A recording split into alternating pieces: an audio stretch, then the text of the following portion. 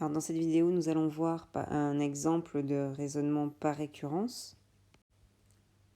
Donc je vais considérer la suite UN qui sera définie par U0 égale 7 et UN plus 1 égale 2UN moins 4. L'objectif étant de montrer par récurrence que pour tout entier naturel n, UN va s'écrire 3 fois 2 puissance n plus 4. Donc je débute tout d'abord par identifier la propriété à démontrer.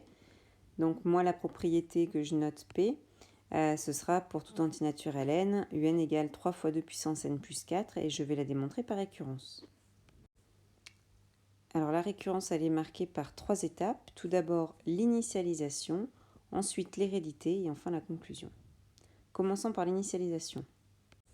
Alors je commence au rang 0, je vais m'assurer que la propriété, elle est bien vérifiée au rang 0.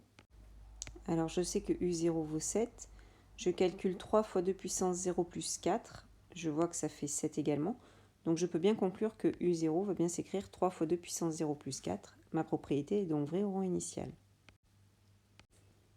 Ensuite je passe à l'hérédité, je fixe un entier K, et je suppose que la propriété P elle est vraie au rang K, c'est-à-dire que UK va s'écrire 3 fois 2 puissance K plus 4, et je vais montrer que P est vrai au rang suivant, au rang K plus 1, c'est-à-dire que UK plus 1 va s'écrire 3 fois 2 puissance K plus 1 plus 4.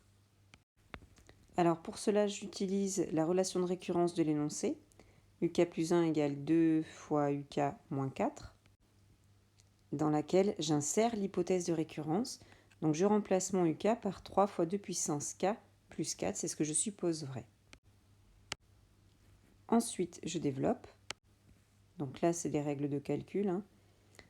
2 fois 3 fois 2 puissance k, c'est aussi 3 fois 2 fois 2 puissance k, donc c'est 3 fois 2 puissance k plus 1. Et ensuite 2 fois 4, 8. 8 moins 4, ça fait bien 4. Donc ma propriété, elle est bien vraie au rang k plus 1. Il ne me reste plus qu'à conclure. Ma propriété est vraie au rang initial, ma propriété est héréditaire, donc je peux conclure que P est vrai pour tout entier naturel n.